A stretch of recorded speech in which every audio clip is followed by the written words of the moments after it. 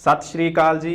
ਵਿਰਾਸਤ ਟੀਵੀ ਦੇਖ ਰਹੇ ਆਪ ਸਭ ਦਰਸ਼ਕਾਂ ਦਾ ਗੁਰਸੇਵਕ ਫਤਿਹ ਵੱਲੋਂ ਨਿੱਘਾ ਸਵਾਗਤ ਲੈ ਕੇ ਹਾਜ਼ਰ ਹਾਂ ਜੀ ਪ੍ਰੋਗਰਾਮ ਦ੍ਰਿਸ਼ਟੀਕੋਣ। ਇਸ ਪ੍ਰੋਗਰਾਮ ਦੇ ਜ਼ਰੀਏ ਤੁਹਾਡੀ ਸਾਂਝ ਪਾਉਣੇ ਆ ਜੀ ਨਵੇਂ ਪੁਰਾਣੇ ਬਹੁਤ ਸਾਰੇ ਮੁੱਦੇ ਮਸਲਿਆਂ ਦੇ ਨਾਲ ਹਰ ਰੋਜ਼ ਦੀਆਂ ਅਪਡੇਟਸ ਤੁਹਾਡੇ ਨਾਲ ਸਾਂਝੀਆਂ ਕਰਦੇ ਹਾਂ। ਬਹੁਤ ਸਾਰੀ ਜਾਣਕਾਰੀ ਜੁਟਾ ਕੇ ਲੈ ਕੇ ਆਉਂਦੇ ਨੇ ਤੁਹਾਡੇ ਲਈ ਜਸਵਿੰਦਰ ਯਾਦ ਮੇਰੇ ਨਾਲ ਹਾਜ਼ਰ ਨੇ ਜੀ। ਸਭ ਤੋਂ ਪਹਿਲਾਂ ਉਹਨਾਂ ਨੂੰ ਪ੍ਰੋਗਰਾਮ ਦੇ ਵਿੱਚ ਜੀ ਆਇਆਂ ਆਖਦੇ ਹਾਂ ਤੇ ਫਿਰ ਪ੍ਰੋਗਰਾਮ ਦਾ ਆਗਾਜ਼ ਕਰਦੇ ਹਾਂ।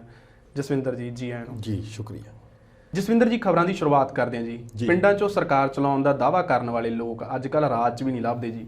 ਮਾਨ ਸਾਹਿਬ ਦੀ ਕੋਠੀ ਅੱਗੇ ਮਜ਼ਦੂਰਾਂ ਤੇ ਲਾਠੀ ਚਾਰਜ ਹੋਇਆ ਜੀ। ਉਹੀ ਮੰਗਾਂ ਮੰਗਦੇ ਲੋਕ ਜੀ, ਉਹੀ ਲਾਠੀ ਚਾਰਜ। ਬਦਲਿਆ ਕੀ ਜੀ ਫਿਰ ਚਿਹਰੇ? ਅੱਗੇ ਗੱਲ ਤੋਰਿਓ ਜੀ ਮਾੜੀ ਜੀ। ਦੇਖੋ, ਜੇਕਰ ਅਸੀਂ ਗੱਲ ਕਰੀਏ ਨਾ ਤਾਂ ਵਾਕਈ ਤੁਸੀਂ ਬਹੁਤ ਵਧੀਆ ਗੱਲ ਕਹਿ ਦਿੱਤੀ ਕਿ ਬਦਲੇ ਤਾਂ ਸਿਰਫ ਚਿਹਰੇ ਹੀ ਨਹੀਂ ਜੀ। ਜੇਕਰ ਅਸੀਂ ਦੇਖੀਏ ਕੈਪਟਨ ਸਾਹਿਬ ਦੇ ਸਮੇਂ, ਜੇਕਰ ਅਸੀਂ ਦੇਖੀਏ ਬਾਦਲਾਂ ਦਾ 10 ਸਾਲਾਂ ਦਾ ਰਾਜ, ਜੇਕਰ ਅਸੀਂ ਇਸ ਤੋਂ ਪਿੱਛੇ ਜਾ ਕੇ ਫੇਰ ਵੇਖੀਏ 1997 ਵਾਲਾ ਰਾਜ, ਜੇਕਰ ਅਸੀਂ ਕੈਪਟਨ ਸਾਹਿਬ ਦਾ ਦੂਸਰਾ ਰਾਜ ਵੇਖੀਏ 2002 ਤੋਂ ਲੈ ਕੇ 7 ਤੱਕ ਦਾ, ਤੁਸੀਂ 97 ਤੋਂ ਲੈ ਕੇ ਜਦੋਂ ਤੋਂ ਲੈ ਕੇ ਪੰਜਾਬ ਦਾ ਮਾਹੌਲ ਠੀਕ ਹੋਇਆ ਜੀ। ਜਿਹੜੀਆਂ ਇਹ ਯੂਨੀਅਨ ਹੈ ਜਾਂ ਅਸੀਂ ਕਹਿ ਦਈਏ ਕਿ ਸੰਘਰਸ਼ ਕਰਨ ਵਾਲੇ ਸੰਘਰਸ਼ੀ ਲੋਕ ਨੇ, ਚਾਹੇ ਉਹ ਬੇਰੁਜ਼ਗਾਰ ਨੇ ਜਾਂ ਫਿਰ ਉਹ ਆਪੋ ਆਪਣੇ ਮਹਿਕਮਿਆਂ ਦੇ ਵਿੱਚ ਕੁਝ ਮੰਗਾਂ ਲੈ ਕੇ ਇਸ ਤਰੀਕੇ ਦੇ ਇਕੱਠ ਜਟਾਉਂਦੇ ਨੇ ਤੇ ਕੋਸ਼ਿਸ਼ ਕਰਦੇ ਨੇ ਕਿ ਮੰਗਾਂ ਪੂਰੀਆਂ ਹੋਣ, ਉਹਨਾਂ ਦੇ ਨਾਲ ਵਿਹਾਰ ਨਹੀਂ ਬਦਲਿਆ ਜੀ। ਵਿਹਾਰ ਉਸੇ ਤਰੀਕੇ ਦਾ ਹੁੰਦਾ ਹੈ। ਪਰ ਇਹ ਇੱਕ ਆਸ ਸੀ ਕਿ 92 ਸੀਟਾਂ ਦਿੱਤੀਆਂ ਤੇ ਇਹਨਾਂ ਨੇ ਕਿਹਾ ਸੀ ਕਿ ਜਿਹੜੀ ਸਰਕਾਰ ਹੈ ਨਾ ਉਹ ਪਿੰਡਾਂ 'ਚੋਂ ਚੱਲਿਆ ਕਰੂਗੀ ਜੀ। ਅਸੀਂ ਪਿੰਡਾਂ 'ਚ ਆਇਆ ਕਰਾਂਗੇ, ਸਾਡੇ ਅਫਸਰ ਸਾਹਿਬਾਨ ਆਇਆ ਕਰਨਗੇ, MLA ਸਾਹਿਬਾਨ ਆਇਆ ਕਰਨਗੇ ਤੁਹਾਡਾ ਦੁੱਖ ਸੁੱਖ ਸੁਣਨ ਦੇ ਲਈ ਤੇ ਉੱਥੋਂ ਤੁਹਾਡੇ ਮਸਲੇ ਹੱਲ ਕਰਾਂਗੇ। ਪਰ ਇੱਥੇ ਤਾਂ ਸੰਗਰੂਰ ਮੁੱਖ ਮੰਤਰੀ ਸਾਹਿਬ ਦੀ ਕੋਠੀ ਦੇ ਸਾਹਮਣੇ ਵੀ ਮਸਲਾ ਨਹੀਂ ਹੱਲ ਹੋਇਆ ਜੀ। ਕੀ ਦੇਖ ਰਹੇ ਆ?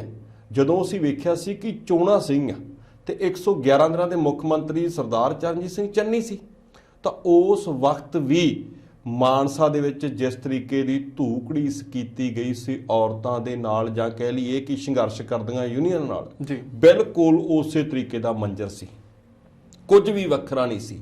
ਇਹ ਮਸਲਾ ਕਿਹਦੇ ਨਾਲ ਵਾਪਰਦਾ ਹੈ?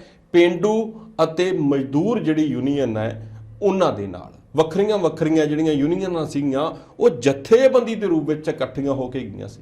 ਮਸਲੇ ਕੀ ਨੇ ਜੀ? ਮਸਲੇ ਤਾਂ ਸਿਰਫ ਤੇ ਸਿਰਫ ਰੋਟੀ ਦੇ ਨਹੀਂ, ਪੇਟ ਦੇ ਨਹੀਂ, ਮਸਲੇ ਤਾਂ ਦਿਹਾੜੀ ਵਧਾਉਣ ਦੇ ਨਹੀਂ। ਇਸ ਤੋਂ ਅੱਗੇ ਤਾਂ ਕੁਝ ਵੀ ਨਹੀਂ ਸੀ ਮੇਰੇ ਖਿਆਲ ਦੇ ਨਾਲ। ਮੈਂ ਨਹੀਂ ਕਹਿੰਦਾ ਕਿ ਕਈ ਵਾਰੀ ਇਸ ਤਰੀਕੇ ਨਾਲ ਵੀ ਹੁੰਦਾ ਨਾ ਕਿ ਕੁਝ ਯੂਨੀਅਨਾਂ ਦਬਾਅ ਬਣਾ ਕੇ ਕੁਝ ਇਸ ਤਰੀਕੇ ਦੇ ਕੰਮ ਸਰਕਾਰਾਂ ਤੋਂ ਕਰਵਾ ਲੈਂਦੀਆਂ ਨੇ ਜੋ ਉਸ ਵਕਤ ਦੀ ਜਾਂ ਯੂਨੀਅਨਾਂ ਦੀ ਲੋੜ ਵੀ ਨਹੀਂ ਹੁੰਦੀਆਂ ਜੀ। ਪਰ ਇੱਥੇ ਮੈਂ ਇਹ ਗੱਲ ਨਹੀਂ ਕਹਿੰਦਾ।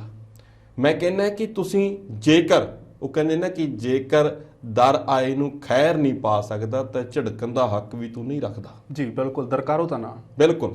ਤੇ ਜੇਕਰ ਤੁਸੀਂ ਮਸਲੇ ਨਹੀਂ ਹੱਲ ਕਰ ਸਕਦੇ ਤਾਂ ਲਾਠੀ ਚਾਰਜ ਦੀ ਕੀ ਜ਼ਰੂਰਤ ਹੈ? ਇੱਕ ਨਾ ਮੈਨੂੰ ਬੜੀ ਅਜੀਬੋ-ਗਰੀਬ ਗੱਲ ਲੱਗਦੀ ਹੈ। ਹਾਲਾਂਕਿ ਇਹਦੇ ਸ਼ਬਦੀ ਅਰਥ ਤਾਂ ਹੋਣਗੇ, ਮੈਂ ਕਦੇ ਕਦੇ ਸੋਚਦਾ ਹੁੰਦਾ, ਪਰ ਮੈਨੂੰ ਲੱਗਦਾ ਕਿ ਇਹਦੇ ਸ਼ਬਦੀ ਅਰਥਾਂ ਨਾਲੋਂ ਜ਼ਿਆਦਾ ਜੇਕਰ ਜਜ਼ਬਾਤੀ ਅਰਥ ਵੇਖੇ ਜਾਣ ਤਾਂ ਮੈਨੂੰ ਸਮਝ 'ਚ ਨਹੀਂ ਆਉਂਦੇ। ਹਲਕਾ ਲਾਠੀ ਚਾਰਜ ਜੀ। ਜਦੋਂ ਕਿਸੇ ਨੇ ਡਾਂਗ ਹੀ ਚੱਕ ਲਈ ਤਾਂ ਫਿਰ ਹਲਕਾ ਕੀ ਲਾਠੀ ਚਾਰਜ ਹੋਊਗਾ? ਸਰਕਾਰਾਂ ਨੇ, ਪ੍ਰਸ਼ਾਸਨ ਨੇ ਇੱਕ ਰਾਹ ਰੱਖਿਆ ਹੁੰਦਾ ਹੈ ਜੀ ਕਿ ਕੱਲ ਨੂੰ ਜੇਕਰ ਇਸ ਗੱਲ ਦਾ ਜਵਾਬ ਦੇਣਾ ਤਾਂ ਅਸੀਂ ਕਹਾਂਗੇ ਜੀ ਭੀੜ ਨੂੰ ਖਦੇੜਨ ਦੇ ਲਈ ਹਲਕਾ ਲਾਠੀ ਚਾਰਜ ਕੀਤਾ ਗਿਆ। ਚਲੋ ਖੈਰ ਮੈਂ ਇੱਧਰ ਨਹੀਂ ਜਾਂਦਾ, ਪਰ ਇੱਥੇ ਵੀ ਜਿਹੜੇ ਜ਼ਿਲ੍ਹਾ ਪੁਲਿਸ ਅਫਸਰ ਨੇ, ਮੁਖੀ ਨੇ ਸੁਰਿੰਦਰ ਲਾਂਬਾ ਜੀ, ਉਹ ਤਾਂ ਹਲਕਾ ਲਾਠੀ ਚਾਰਜ ਵੀ ਮੰਨਣ ਨੂੰ ਤਿਆਰ ਨਹੀਂ ਜੀ। ਉਹ ਕਹਿੰਦੇ ਕਿ ਅਸੀਂ ਤਾਂ ਲਾਠੀ ਚਾਰਜ ਹੀ ਨਹੀਂ ਕੀਤਾ, ਇਸ ਤਰੀਕੇ ਦਾ ਕੁਝ ਨਹੀਂ। ਪਰ ਜਿਹੜੇ TV ਚੈਨਲ ਨੇ, ਨਿਊਜ਼ ਚੈਨਲ ਨੇ, ਜਿਹੜੇ ਲੋਕਾਂ ਨੇ ਉੱਥੋਂ ਆਪਣੇ ਫੋਨਾਂ ਦੇ ਉੱਤੇ ਫੋਟੋਆਂ ਖਿੱਚ ਕੇ ਪਾਈਆਂ, ਜਿਹੜੇ ਪ੍ਰਿੰਟ ਮੀਡੀਆ ਨੇ ਲਹੂ ਲਹਾਨ ਹੋਏ ਤੇ ਸਿਰਾਂ ਤੋਂ ਦਸਤਾਰਾਂ ਲੱਥੀਆਂ ਫੋਟੋਆਂ ਪਾਈਆਂ, ਉਹ ਚੀਨ ਦੀਆਂ ਨੇ ਜੀ, ਉਹ ਪਾਕਿਸਤਾਨ ਦੀਆਂ ਨੇ, ਉਹ ਸੰਗਰੂਰ ਦੀਆਂ ਹੀ ਨੇ। ਇਹ ਉੱਥੇ ਹੀ ਵਾਪਰਿਆ। ਮੈਂ ਕਹੂੰਗਾ ਕਿ ਇਸ ਗੱਲ ਨੂੰ ਵਿਚਾਰਿਆ ਜਾਵੇ। ਮੰਗਾਂ ਕਦੋਂ ਪੂਰੀਆਂ ਹੁੰਦੀਆਂ? ਹਾਲਾਂਕਿ 21 ਤਰੀਕ ਦੇ ਦਿੱਤੀ ਹੈ, 21 ਦਸੰਬਰ ਨੂੰ ਕਹਿੰਦੇ ਮੀਟਿੰਗ ਹੈ ਜਿਹੜੀ ਦੇ ਦਿੱਤੀ ਹੈ। ਮੰਗਾਂ ਕਦੋਂ ਪੂਰੀਆਂ ਹੁੰਦੀਆਂ, ਕਿਵੇਂ ਹੁੰਦੀਆਂ, ਇਹ ਬਾਅਦ ਵਾਲੇ ਮਸਲੇ ਨੇ ਜੀ। ਸ਼ਾਸਕ ਤੇ ਪ੍ਰਜਾ ਦੇ ਵਿੱਚ ਘੱਟੋ ਘੱਟ ਮਿਲਵਰਤਨ ਨਹੀਂ ਖਤਮ ਹੋਣਾ ਚਾਹੀਦਾ, ਵਿਸ਼ਵਾਸ ਨਹੀਂ ਖਤਮ ਹੋਣਾ ਚਾਹੀਦਾ। ਜਿਹੜੀ ਬੌਂਡਿੰਗ ਹੁੰਦੀ ਹੈ ਨਾ ਉਹ ਬਣੀ ਰਵੇ ਜੀ।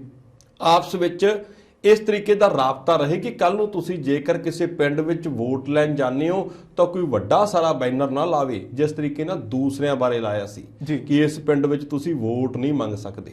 ਉੱਥੇ ਯੂਨੀਅਨ ਨਾਲ ਗੱਲ ਹੋਈ ਹੈ, ਤਾਂ ਇਹ ਗੱਲ ਕਹਿੰਦੇ ਨੇ ਕਿ ਅਸੀਂ ਅੱਗੇ ਤੋਂ ਇਹਨਾਂ ਦਾ ਵੀ ਬਾਈਕਾਟ ਕਰਾਂਗੇ। ਜੀ ਕੀ ਸੀ ਕਿ ਉਹ ਆਪਣਾ ਪ੍ਰਦਰਸ਼ਨ ਕਰ ਰਹੇ ਸੀ, ਅੱਗੇ ਵਧਣਾ ਚਾਹੁੰਦੇ ਸੀ, ਉਹ ਨੇੜੇ ਜਾ ਕੇ ਆਪਣੀ ਜਿਹੜੀ ਗੁਹਾਰ ਆ ਲਾਉਣੀ ਚਾਹੁੰਦੇ ਸੀ, ਤਾਂ ਪੁਲਿਸ ਨੇ ਉਹਨਾਂ ਦੇ ਉੱਤੇ ਜਿਹੜਾ ਲਾਠੀ ਚਾਰਜ ਕੀਤਾ ਹੈ। ਜੀ ਮੀਡੀਆ ਨੇ ਇਸ ਖਬਰ ਨੂੰ ਨਸ਼ਰ ਕੀਤਾ ਹੈ।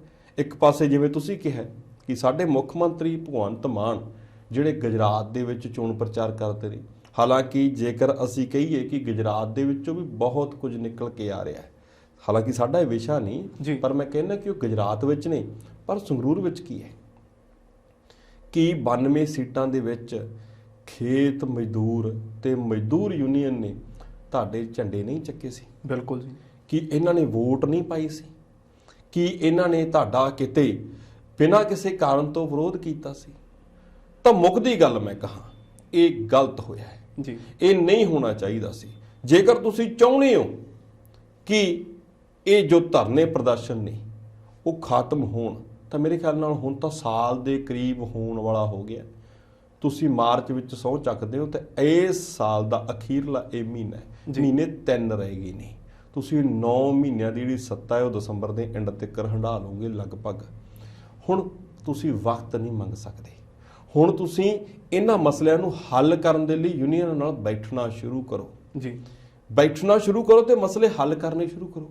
ਜੋ ਮਸਲੇ ਹੱਲ ਨਹੀਂ ਹੁੰਦੇ ਉਹਨਾਂ ਦੇ ਉੱਤੇ ਤਰਕ ਦੇਣੇ ਸ਼ੁਰੂ ਕਰੋ, ਉਹਨਾਂ ਦੇ ਉੱਤੇ ਕਨਵਿੰਸ ਕਰਾਉਣਾ ਸ਼ੁਰੂ ਕਰੋ। ਪਰ ਇਹ ਕੋਈ ਹੱਲ ਨਹੀਂ ਕਿ ਤੁਸੀਂ ਲਾਠੀ ਚਾਰਜ ਕਰਕੇ ਕਹਿ ਦਿਓ ਕਿ ਹਲਕਾ ਲਾਠੀ ਚਾਰਜ ਹੈ, ਤੁਸੀਂ ਲਾਠੀ ਚਾਰਜ ਕਰਕੇ ਕਹਿ ਦਿਓ ਕਿ ਲਾਠੀ ਚਾਰਜ ਹੋਇਆ ਹੀ ਨਹੀਂ, ਬਹੁਤ ਮੰਦਭਾਗਾ ਹੋਇਆ ਜੀ। ਇਹ ਨਹੀਂ ਵਾਪਰਨਾ ਚਾਹੀਦਾ ਜੀ। ਬਿਲਕੁਲ ਜਸਵਿੰਦਰ ਜੀ, ਮੈਂ ਤਾਂ ਇਹ ਵੀ ਕਹਿਣਾ ਕਿ ਇਹਨਾਂ ਪਿੰਡਾਂ 'ਚੋਂ ਸਰਕਾਰ ਚਲਾਉਣ ਵਾਲਿਆਂ ਨੂੰ ਇਹ ਗੱਲ ਵਿਚਾਰ ਲੈਣੀ ਚਾਹੀਦੀ ਹੈ ਵੀ ਕਿਤੇ ਇਹ ਰਿਕੁਆਇਰਮੈਂਟ ਹੀ ਨਾ ਸੈੱਟ ਹੋ ਜੇ ਮੀਟਿੰਗਾਂ ਲੈਣ ਦੇ ਲਈ ਕਿ ਲਾਠੀ ਚਾਰਜ ਵਾਲੇ ਪ੍ਰੋਸੈਸ ਵਿੱਚੋਂ ਤਾਂ ਤੁਹਾਨੂੰ ਗੁਜ਼ਰਨਾ ਹੀ ਪਊਗਾ ਜੀ। ਅੱਗੇ ਗੱਲ ਕਰਦੇ ਹਾਂ ਜੀ। ਸੁਖਬੀਰ ਸਿੰਘ ਬਾਦਲ ਨੇ ਸਤੰਬਰ ਦੇ ਵਿੱਚ ਜਥੇਬੰਦਕ ਢਾਂਚੇ ਨੂੰ ਭੰਗ ਕਰਤਾ ਸੀਗਾ ਜੀ, ਤੇ ਹੁਣ 12 ਨਵੇਂ ਚਿਹਰੇ ਤੇ 14 ਪੁਰਾਣੇ ਚਿਹਰੇ ਸ਼ਾਮਲ ਕੀਤੇ ਗਏ ਆ ਜੀ। ਇਹਨਾਂ ਦਾ ਭਵਿੱਖ ਕੀ ਵੇਖਦੇ ਹੋ ਜੀ ਤੁਸੀਂ? ਦੇਖੋ, ਜੇਕਰ ਅਸੀਂ ਨਾ ਇਸ ਖਬਰ ਨੂੰ ਦੇਖੀਏ ਤਾਂ ਮੈਂ ਕਹੂੰਗਾ ਕਿ ਅੱਜ ਦੀ ਇਹ ਅਹਿਮ ਹੀ ਖਬਰ ਹੋਊਗੀ ਜੀ, ਵੱਡੀ ਵੱਡੀ ਖਬਰ ਹੋਊਗੀ ਅੱਜ ਇਹ ਪੰਜਾਬ ਦੇ ਟੀਵੀਆਂ ਦੀ, ਸੋਸ਼ਲ ਮੀਡੀਆ ਦੀ ਤੇ ਨਾਲ ਦੀ ਨਾਲ ਪ੍ਰਿੰਟ ਮੀਡੀਆ ਦੀ ਜੀ। ਪਰ ਨਾ ਖਬਰ ਤੇ ਨਾ ਜਾਓ, ਖਬਰ ਦੇ ਪਿੱਛੇ ਕੰਮ ਕਰਦੀ ਸੋਚ ਤੇ ਜਾਓ। ਤੁਸੀਂ ਵੇਖੋ ਕਿ ਇਹ ਢਾਂਚਾ ਭੰਗ ਕੀਤਾ ਸਤੰਬਰ ਦੇ ਵਿੱਚ ਕੀਤਾ। ਕਿਉਂ ਕੀਤਾ ਗਿਆ?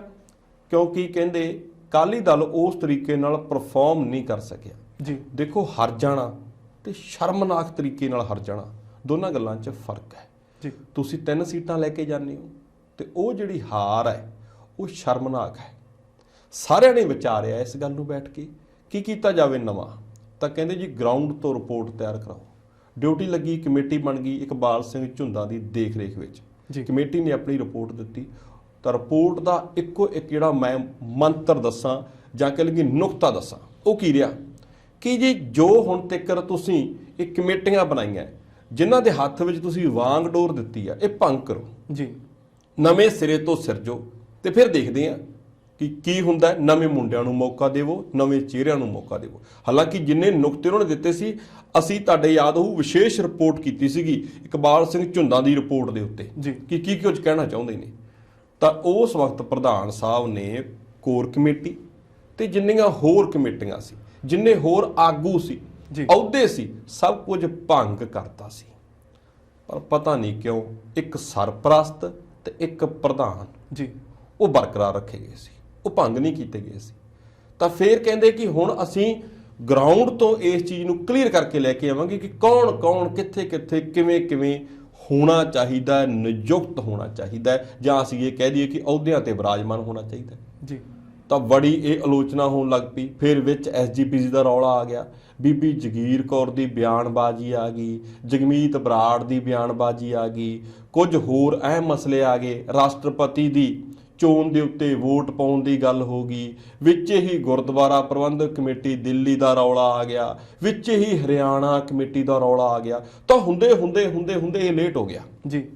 ਪਰ ਹੁਣ ਇਹ ਹੋ ਗਿਆ, ਕਹਿੰਦੇ ਕਿ ਹੁਣ ਇਹ ਲਾਗੂ ਵੀ ਕਰ ਦੇਣਾ ਹੈ ਅੱਜ ਵਾਲੇ ਦਿਨ ਤੋਂ ਜੀ। ਤਾਂ ਇਹਨਾਂ ਨੇ ਕੁਝ ਵੱਖਰੇ ਤੌਰ ਤੇ ਇੱਕ ਕਮੇਟੀਆਂ ਸਿਰਜ ਲਈਆਂ, ਦੁਬਾਰ ਤੋਂ ਕੋਰ ਕਮੇਟੀ ਬਣਾ ਲਈ। ਜਿਵੇਂ ਤੁਸੀਂ ਕਿਹਾ ਕਿ 12 ਪੁਰਾਣੇ ਤੇ 14 ਨਵੇਂ, ਜਾਂ ਜਿਸ ਤਰੀਕੇ ਨਾਲ ਵੀ ਇਹਨਾਂ ਨੇ ਕੀਤਾ ਹੈ ਉਸ ਦੀ ਤੁਹਾਡੇ ਨਾਲ ਅਸੀਂ ਸਾਂਝ ਕਰਦੇ ਹਾਂ। ਨਾਲ ਦੀ ਨਾਲ ਇਹਨਾਂ ਨੇ ਇੱਕ ਸਲਾਹਕਾਰ ਬੋਰਡ ਬਣਾ ਲਿਆ, ਸਰਪ੍ਰਸਤਾਂ ਦੀ ਲਿਸਟ ਦੇ ਦਿੱਤੀ। ਪਰ ਇਹਦੇ ਉੱਤੇ ਵੀ ਸਿਆਸੀ ਨਿਸ਼ਾਨੇ ਲੱਗਦੇ ਨੇ, ਬਾਗੀ ਲੀਡਰ ਵੀ ਨਿਸ਼ਾਨੇ ਲਾਈ ਜਾਂਦੇ ਨੇ। ਪਰ ਮੈਂ ਉਹਦੇ ਵਿੱਚ ਨਹੀਂ ਜਾਂਦਾ। ਮੈਂ ਤਾਂ ਕਹਿੰਦਾ ਕਿ ਸਿਆਸਤ ਵਾਲੀ ਅੱਖ ਨਾਲ ਵੇਖੀਏ ਜੀ ਤਾਂ ਗੱਲ ਹੋਰ ਹੈ ਕੋਈ। ਜਿਸ ਤਰੀਕੇ ਦੇ ਨਾਲ ਇਹਨਾਂ ਨੇ ਵਿਰੋਧ ਕਰਤਾ ਜਾਂ ਵਫਾਦਾਰੀ ਦੀ ਘਾਟ ਮਹਿਸੂਸ ਕਰਦੇ ਕਰਦੇ ਕੁਝ ਕੁ ਬੰਦਿਆਂ ਨੂੰ ਅੱਖੋਂ ਪਰੋਖੇ ਕਰ ਦਿੱਤਾ ਹੈ। ਜੀ ਤੁਸੀਂ 117 ਸੀਟਾਂ ਤੇ ਚੋਣ ਲੜਦੇ ਹੋ, ਤੁਹਾਡੇ ਕੋਲ 3 ਕੈਂਡੀਡੇਟ ਜਿੱਤ ਕੇ ਆਉਂਦੇ ਆ। ਮੈਡਮ ਮਜੀਠਾ ਤੁਹਾਡੇ ਕੋਲ ਜਿੱਤ ਕੇ ਆਉਂਦੇ ਆ, ਮਨਪ੍ਰੀਤ ਸਿੰਘ ਯਾਲੀ ਜਿੱਤ ਕੇ ਆਉਂਦੇ ਆ, ਤਾਂ ਸੁਖਵਿੰਦਰ ਸੁੱਖੀ ਜਿੱਤ ਕੇ ਆਉਂਦੇ ਆ।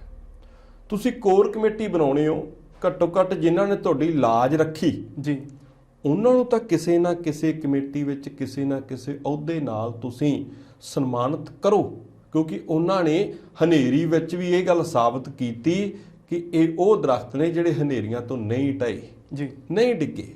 ਪਰ ਇਹ ਕਿਉਂ ਨਹੀਂ ਕੀਤਾ ਗਿਆ? ਜਾਂ ਫਿਰ ਜਿਹੜੇ ਇਹਨਾਂ ਦਿਨਾਂ ਦੇ ਵਿੱਚ, ਪਿਛਲੇ ਦਿਨਾਂ ਦੇ ਵਿੱਚ ਥੋੜਾ ਜਿਹਾ ਬਾਗੀ ਨਹੀਂ ਮੈਂ ਕਹੂੰਗਾ, ਥੋੜਾ ਜਿਹਾ ਆਪਣਾ ਜਿਹੜਾ ਪੱਖ ਰੱਖਦੇ ਸੀ, ਆਪਣੀ ਸੋਚ ਨੂੰ ਉਹ ਮੀਡੀਆ ਸਾਹਮਣੇ ਲੋਕਾਂ ਸਾਹਮਣੇ ਲੈ ਕੇ ਆਉਂਦੇ ਸੀ, ਉਹਨਾਂ ਦੇ ਉੱਤੇ ਵੀ ਤੁਹਾਡੀ ਜਿਹੜੀ ਤਲਵਾਰ ਚੱਲ ਗਈ। ਜੀ ਉਹਨਾਂ ਤੇ ਵੀ ਤੁਸੀਂ ਇੱਕ ਤਰੀਕੇ ਦਾ ਆਰਾ ਚਲਾ ਦਿੱਤਾ, ਕੱਟ ਕੇ ਛਾਂਗ ਕੇ ਪਾਸੇ ਕਰ ਦਿੱਤੇ।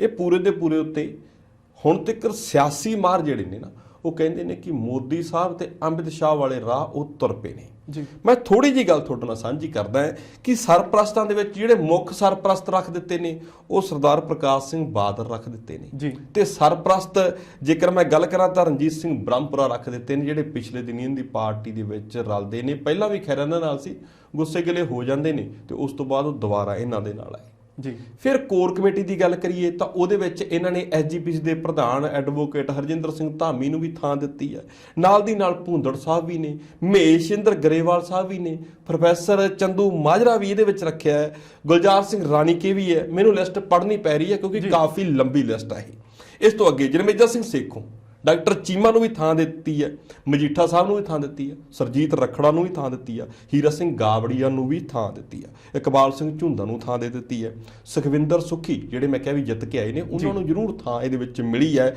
ਇਸ ਤੋਂ ਅੱਗੇ ਗੁਰਪ੍ਰਤਾਪ ਸਿੰਘ ਵਡਾਲਾ ਨੂੰ ਵੀ ਥਾਂ ਮਿਲੀ ਹੈ, ਤੇ ਕੁਝ ਇਹਨਾਂ ਨੇ ਆਪਣੇ ਮਹਿਮਾਨ ਵੀ ਰੱਖੇ ਨੇ ਜਿਹੜੇ ਦਿੱਲੀ ਤੋਂ ਆਉਂਦੇ ਨੇ, ਪਰ ਉਹਨਾਂ ਨੂੰ ਰੱਖ ਦਿੱਤਾ ਹੈ ਕਿ ਸਾਡੇ ਇਹ ਇਨਵਾਈਟੀ ਨੇ, ਜਿਹਦੇ ਵਿੱਚ ਪਿਛਲੇ ਦਿਨੀ ਸਿਰਸਾ ਦੇ ਵਿੱਚ ਜੇਕਰ ਅਸੀਂ ਗੱਲ ਕਰੀਏ, ਮਾਫ ਕਰਨਾ, ਪਿਛਲੇ ਦਿਨੀ ਜੇਕਰ ਮੈਂ ਗੱਲ ਕਰਾਂ ਤਾਂ ਸਰਨਾ ਬ੍ਰਦਰ ਜੀ ਉਹ ਆਏ ਨੇ ਇਹਨਾਂ ਨਾਲ, ਤਾਂ ਸਰਨਾ ਬ੍ਰਦਰ ਨੂੰ ਇਹਨਾਂ ਨੇ ਰੱਖਿਆ ਵੀ ਸਾਡੇ ਮਹਿਮਾਨ ਨੇ, ਅਸੀਂ ਇਨਵਾਈਟ ਕਰਿਆ ਕਰਾਂਗੇ ਇਹਨਾਂ ਨੂੰ ਕੋਰ ਕਮੇਟੀ ਦੇ ਵਿੱਚ। ਤੇ ਨਾਲ ਦੀ ਨਾਲ ਨਰੇਸ਼ ਗਰੇਵਾਲ ਨੂੰ ਵੀ ਥਾਂ ਦਿੱਤੀ ਹੈ। ਇਹ ਇਹਨਾਂ ਨੇ ਇੱਕ ਨਵੀਂ ਕਮੇਟੀ ਕੱਢ ਕੇ, ਕੋਰ ਕਮੇਟੀ ਕੱਢ ਕੇ ਸਥਾਪਿਤ ਕਰ ਦਿੱਤੀ ਹੈ। ਪਰ ਇਹਦੇ ਵਿੱਚ ਕੁਝ ਉਹ ਖਾਸ ਬੰਦਿਆਂ ਦਾ ਨਾ ਹੋਣਾ ਇੱਕ ਸਵਾਲ ਖੜੇ ਕਰਦਾ ਹੈ। ਆਉਣ ਵਾਲੇ ਦਿਨਾਂ ਵਿੱਚ ਇਹ ਸਵਾਲ ਆ ਜਿਹੜੇ ਉਹ ਭਾਂਪੜ ਬਣ ਸਕਦੇ ਨੇ। ਦੇਖਦੇ ਹਾਂ ਕਿਸ ਤਰੀਕੇ ਦੇ ਨਾਲ ਉਹਨਾਂ ਬੰਦਿਆਂ ਨੂੰ ਕਿਸੇ ਪਾਸੇ ਐਡਜਸਟ ਕੀਤਾ ਜਾਂਦਾ ਹੈ, ਜਾਂ ਫਿਰ ਉਹਨਾਂ ਦੀ ਹੋਂਦ ਹੈ ਜਿਹੜੀ ਹੁਣ ਹੌਲੀ ਹੌਲੀ ਹੌਲੀ ਹੌਲੀ ਖੂੰਜੇ ਲਾ ਦਿੱਤੀ ਜਾਂਦੀ ਹੈ। ਜੀ ਸਲਾਹਕਾਰ ਕਮੇਟੀ ਬਣੀ ਹੈ ਜੀ ਇਹਨਾਂ ਦੀ, ਇਹਦੇ ਵਿੱਚ ਜਿਹੜੇ ਉਮੀਦਵਾਰਾਂ ਨੂੰ ਥਾਂ ਮਿਲੀ ਹੈ ਜੀ, ਉਹਨਾਂ ਦਾ ਪਾਰਟੀ ਦੇ ਲਈ ਕੀ ਭੂਮਿਕਾ ਰਹੇਗੀ, ਜਾਂ ਕਹਾਂ ਤਾਂ ਵੀ ਉਹਨਾਂ ਦਾ ਆਪਣਾ ਭਵਿੱਖ ਕੀ ਹੋਵੇਗਾ ਜੀ? ਮੈਂ ਪਹਿਲਾਂ ਇੱਕ ਗੱਲ ਕਹੀ ਸੀ ਕਿ ਇਹ ਹੁਣ ਨਰਿੰਦਰ ਮੋਦੀ ਤੇ ਅਮਿਤ ਸ਼ਾਹ ਵਾਲੇ ਰਾਹ ਦੇ ਉੱਤੇ ਤੁਰ ਪਏ ਨੇ। ਇਹ ਗੱਲ ਮੈਂ ਨਹੀਂ ਕਹਿੰਦਾ, ਸਿਆਸੀ ਮਾਹਰ ਕਹਿੰਦੇ ਨੇ। ਜਦੋਂ ਨਰਿੰਦਰ ਮੋਦੀ ਜੀ ਨੇ ਆਪਣਾ ਇੱਕ ਢਾਂਚਾ ਤਿਆਰ ਕੀਤਾ ਭਾਜਪਾ ਦਾ, ਤਾਂ ਉਹਨਾਂ ਨੇ ਨਾ ਇੱਕ ਕਮੇਟੀ ਬਣਾਈ ਮਾਰਗਦਰਸ਼ਕ ਜੀ, ਕਿ ਜਿਹੜੇ ਸਾਨੂੰ ਮਾਰਗ ਦੱਸਣਗੇ, ਰਾਹ ਵਿਖਾਉਣਗੇ, ਸਾਡੇ ਰਾਹ ਦਸੇਰੇ ਹੋਣਗੇ। ਇਹਨਾਂ ਨੇ ਉਸ ਸ਼ਬਦ ਨੂੰ ਕਨਵਰਟ ਕੀਤਾ ਸਲਾਹਕਾਰ ਕਮੇਟੀ ਵਿੱਚ, ਵੀ ਸਾਨੂੰ ਜਿਹੜੇ ਸਲਾਹ ਦੇਣਗੇ ਜੀ। ਤੇ ਨਰਿੰਦਰ ਮੋਦੀ ਨੇ ਉਹਦੇ ਵਿੱਚ ਵੱਡੇ ਵੱਡੇ ਬੰਦੇ ਜਿਹੜੇ ਖਪਤ ਕਰ ਦਿੱਤੇ, ਜਿਹਦੇ ਵਿੱਚ ਜੇਕਰ ਮੈਂ ਨਾਮ ਲਵਾਂ ਤਾਂ ਕਾਫੀ ਵੱਡਾ ਨਾਂ ਅਡਵਾਣੀ ਸਾਹਿਬ ਦਾ ਆਉਂਦਾ ਹੈ ਜੀ। ਅਡਵਾਣੀ ਸਾਹਿਬ ਉਸ ਕਮੇਟੀ ਵਿੱਚ ਮਾਰਗਦਰਸ਼ਕ ਵਿੱਚ ਪਾ ਦਿੱਤਾ, ਤਾਂ ਉਹਨਾਂ ਦੀ ਹੋਂਦ ਆ ਜਿਹੜੀ ਘਟਦੀ ਘਟਾ ਦਿੱਤੀ। ਜੋਸ਼ੀ ਸਾਹਿਬ ਨੂੰ ਉਹਦੇ ਵਿੱਚ ਪਾ ਦਿੱਤਾ ਸੀ। ਤਾਂ ਮੈਂ ਕਹੂੰਗਾ ਕਿ ਭਾਜਪਾ ਦੇ ਵੱਡੇ ਵੱਡੇ ਲੀਡਰ ਇਹਨਾਂ ਨੇ ਉਸ ਮਾਰਗਦਰਸ਼ਕ ਵਿੱਚ ਪਾ ਦਿੱਤੇ ਸੀ ਜੀ। ਇਸੇ ਹੀ ਰਾਹ ਦੇ ਉੱਤੇ ਚੱਲਦੇ ਹੋਏ ਇਸ ਪਾਰਟੀ ਨੇ ਵੀ ਟੌਪ ਦੇ ਲੀਡਰ ਆਪਣੇ ਉਸ ਕਮੇਟੀ ਵਿੱਚ ਪਾ ਦਿੱਤੇ ਨੇ। ਮੈਂ ਤੁਹਾਡੇ ਨਾਲ ਨਾਂ ਸਾਂਝੇ ਕਰਦਾ, ਚਰਨਜੀਤ ਸਿੰਘ ਅਟਵਾਲ ਜੀ ਹੁਣ ਸਲਾਹ ਦਿਆ ਕਰਨਗੇ। ਪ੍ਰੋਫੈਸਰ ਕਿਰਪਾਲ ਸਿੰਘ ਬਡੂੰਗਰ ਜਿਹੜੇ ਐਸਜੀਪੀਸੀ ਦੇ ਪ੍ਰਧਾਨ ਵੀ ਰਹੇ ਨੇ ਪਿਛਲੀ ਤੋਂ ਪਿਛਲੀ ਟਰਮ ਦੇ ਵਿੱਚ, ਉਹ ਵੀ ਹੁਣ ਸਲਾਹ ਦਿਆ ਕਰਨਗੇ। ਡਾਕਟਰ ਉਪਿੰਦਰਜੀਤ ਕੌਰ ਜਿਹੜੀ ਸਾਡੀ ਸਿੱਖਿਆ ਮੰਤਰੀ ਵੀ ਰਹੀ ਹੈ ਕਿਸੇ ਵਕਤ ਜੀ, ਇਹ ਵੀ ਹੁਣ ਸਲਾਹ ਦਿਆ ਕਰਨਗੇ। ਮਦਨ ਮੋਹਨ ਮਿੱਤਲ ਇਹ ਵੀ ਸਲਾਹਕਾਰ ਕਮੇਟੀ ਦੇ ਮੈਂਬਰ ਨੇ। ਬਲਦੇਵ ਸਿੰਘ ਮਾਨ, ਪ੍ਰਕਾਸ਼ ਚੰਦ ਗਰਗ, ਵੀਰ ਸਿੰਘ ਲੋਪੋਕੇ ਤੇ ਵਰਿੰਦਰ ਸਿੰਘ ਬਾਜਵਾ ਤੇ ਜਰਨੈਲ ਸਿੰਘ ਵਾਹਿਦ, ਇਹ ਸਾਰੇ ਦੇ ਸਾਰੇ ਇਹਨਾਂ ਦੇ ਮਾਰਗਦਰਸ਼ਕ ਹੋਇਆ ਕਰਨਗੇ ਜੀ। ਹੁਣ ਤੁਸੀਂ ਅੰਦਾਜ਼ਾ ਆਪ ਲਾ ਲਓ ਜੀ। ਜਿਨ੍ਹਾਂ ਨੂੰ ਥਾਂ ਨਹੀਂ ਮਿਲੀ ਜੀ, ਜਗਮੀਤ ਬਰਾੜ ਤਾਂ ਸਮਝ ਆਉਂਦਾ ਜੀ, ਰਵੀਕਰਨ ਕਾਹਲੋਂ ਵੀ ਸਮਝ ਆਉਂਦਾ ਜੀ, ਹਰਚਰਨ ਬੈਂਸ ਤੇ ਮਨਪ੍ਰੀਤ ਆਲੀ ਜਿੱਤੇ ਹੋਏ ਤੇ ਪੁਰਾਣੇ ਵੀ ਬਾਹਰ ਕਰਤੇ ਜੀ, ਇਹ ਕੀ ਮਾਮਲਾ? ਦੇਖੋ, ਜਿਨ੍ਹਾਂ ਨੂੰ ਥਾਂ ਨਹੀਂ ਮਿਲੀ ਉਹ ਵਾਕਈ ਹੀ ਸੋਚਣ ਵਾਲੇ ਨੇ ਜੀ। ਸਭ ਤੋਂ ਪਹਿਲਾਂ ਉਹਦੇ ਵਿੱਚ ਜਗਮੀਤ ਬਰਾੜ, ਜਿਹਦੇ ਉੱਤੇ ਅਨੁਸ਼ਾਸਨ ਕਮੇਟੀ ਹਲੇ ਤੱਕ ਆਪਣੀ ਤਲਵਾਰ ਲਟਕਾਈ ਬੈਠੀ ਹੈ, ਕਦੋਂ ਵੀ ਫੈਸਲਾ ਦੇ ਸਕਦੀ ਹੈ ਜੀ। ਪਰ ਮੈਂ ਤਾਂ ਕਹਿੰਦਾ ਕਿ ਜਗਮੀਤ ਬਰਾੜ ਦਬਨ ਵਾਲਿਆਂ ਵਿੱਚੋਂ ਨਹੀਂ। ਉਹਨਾਂ ਨੇ ਕੱਲ ਹੀ ਕਹਿ ਦਿੱਤਾ ਹੈ ਕਿ ਮੈਂ ਇੱਕ ਪ੍ਰੈਸ ਕਾਨਫਰੰਸ ਕਰੂੰਗਾ ਚੰਡੀਗੜ੍ਹ ਵਿੱਚ। ਹੋ ਸਕਦਾ ਹੈ ਇਸ ਵਕਤ ਅਸੀਂ ਗੱਲ ਕਰ ਰਹੇ ਹਾਂ ਤੇ ਉਹ ਵੀ ਪ੍ਰੈਸ ਕਾਨਫਰੰਸ ਕਰ ਰਹੇ ਹੋਣ ਜੀ। ਤਾਂ ਮੇਰੇ ਖਿਆਲ ਦੇ ਨਾਲ ਅੱਜ ਇਸ ਵਿਰੋਧ ਦਾ ਵੀ ਮੁੱਢ ਵੱਧ ਸਕਦਾ ਹੈ। ਅੱਜ ਜਗਮੀਤ ਬਰਾੜ ਦੇ ਪਾਰਟੀ 'ਚ ਰਹਿਣ ਜਾਂ ਬਾਹਰ ਜਾਣ ਦਾ ਵੀ ਮੁੱਢ ਵੱਜ ਸਕਦਾ ਹੈ। ਉਹ ਕਿਸ ਤਰੀਕੇ ਦੀ ਕਾਨਫਰੰਸ ਕਰਦੇ ਨੇ, ਪਹਿਲੀ ਗੱਲ ਜੀ। ਦੂਸਰੀ, ਤੁਸੀਂ ਜਿਹੜੀ ਗੱਲ ਰੱਖੀ ਹੈ ਰਵੀਕਰਨ ਸਿੰਘ ਕਾਹਲੋਂ, ਜਦੋਂ ਬੀਬੀ ਜਗੀਰ ਕੌਰ ਵੱਖਰੇ ਤੌਰ ਤੇ ਇਲੈਕਸ਼ਨ ਲੜਦੇ ਸੀ ਤਾਂ ਕਾਹਲੋਂ ਦੇ ਪਰਿਵਾਰ ਦਾ ਜਿਹੜਾ ਨਾਂ ਹੈ ਇਹ ਵੀ ਚਰਚਾ 'ਚ ਰਿਹਾ ਸੀ, ਸਪੋਰਟ ਨੂੰ ਲੈ ਕੇ, ਗੁਪਤ ਮੀਟਿੰਗਾਂ ਨੂੰ ਲੈ ਕੇ। ਤਾਂ ਅਸੀਂ ਸਮਝਦੇ ਹਾਂ ਜੀ। ਮਨਪ੍ਰੀਤ ਆਲੀ ਵਿਧਾਇਕ ਨੇ ਦਾਖਾਂ ਤੋਂ, ਤੇ ਇਹਨਾਂ ਦੇ ਵਿਧਾਇਕਾਂ ਦੇ ਉਹ ਮੁਖੀ ਵੀ ਨੇ, ਪਰ ਉਹਨਾਂ ਦੀ ਕੀ ਗਲਤੀ ਸੀ? ਉਹਨਾਂ ਨੇ ਇਹੀ ਕਿਹਾ ਸੀ ਨਾ ਕਿ ਕਿਸਾਨੀ ਅੰਦੋਲਨ ਵਿੱਚ ਆਪਾਂ ਭਾਜਪਾ ਨਾਲ ਟੁੱਟ-ਫੁੱਟ ਕੀਤੀ ਆ ਤੇ ਰਾਸ਼ਟਰਪਤੀ ਦੀ ਚੋਣ ਦੇ ਵਿੱਚ ਤੁਸੀਂ ਵੋਟ ਪਾਉਣ ਲਈ ਕਹਿ ਰਹੇ ਹੋ, ਪਰ ਸਾਡੇ ਤੋਂ ਵੀ ਪੁੱਛ ਲੈਣਾ ਸੀ ਜੀ ਵੋਟ ਦੇ ਸੰਬੰਧ ਦੇ ਵਿੱਚ। ਇਹੀ ਗੱਲ ਉਹਨਾਂ ਨੇ ਕਹੀ ਸੀ। ਇਸ ਗੱਲ ਤੋਂ ਬਾਅਦ ਉਹਨਾਂ ਵਿੱਚ ਵਿਵਾਦ ਆ ਜਿਹੜਾ ਵੱਧਦਾ ਇੰਨਾ ਵੱਧ ਗਿਆ ਕਿ ਅੱਜ ਉਹਨਾਂ ਨੂੰ ਥਾਂ ਨਹੀਂ ਮਿਲੀ। ਤੇ ਇਸ ਤੋਂ ਅੱਗੇ ਜੇਕਰ ਚੱਲੀਏ ਤਾਂ ਹਰਚਰਨ ਬੈਂਸ, ਵੱਡਾ ਨਾਂ, ਬਹੁਤ ਹੀ ਵੱਡਾ ਨਾਂ, ਸਰਦਾਰ ਪ੍ਰਕਾਸ਼ ਸਿੰਘ ਬਾਦਲ ਦੇ ਸਲਾਹਕਾਰ ਰਹੇ ਪੂਰੀ ਦੀ ਪੂਰੀ ਉਮਰ ਉਹ। ਤੇ ਐਡੇ ਵੱਡੇ ਨਾਂ ਲਈ ਗਲਤੀ ਕੀ ਹੋਈ? ਪਿਛਲੇ ਦਿਨੀ ਉਹਨਾਂ ਨੇ ਇੱਕ ਪੋਸਟ ਪਾਤੀ ਜੀ। ਪੋਸਟ ਪਾ ਕੇ ਉਹਨਾਂ ਨੇ ਕੀ ਕਿਹਾ? ਗੁਲਾਮੀ ਨੂੰ ਅਲਵਿਦਾ ਜੀ। ਤਾਂ ਪੱਤਰਕਾਰਾਂ ਨੇ ਸਵਾਲ ਕੀਤੇ ਕਿ ਗੁਲਾਮੀ ਕਿਹਦੀ? ਬਾਦਲ ਪਰਿਵਾਰ ਦੀ, ਅਕਾਲੀ ਦਲ ਦੀ? ਤਾਂ ਉਹਨਾਂ ਨੇ ਗੋਲ ਉੱਤਰ ਦਿੱਤੇ ਵੀ ਨਹੀਂ ਜੀ। ਮੈਂ ਬਾਦਲ ਸਾਹਿਬ ਨਾਲ ਰਿਹਾ, ਮੇਰਾ ਬੜਾ ਸੋਹਣਾ ਰਿਸ਼ਤਾ ਹੈ, ਗੂੜਾ ਰਿਸ਼ਤਾ ਹੈ।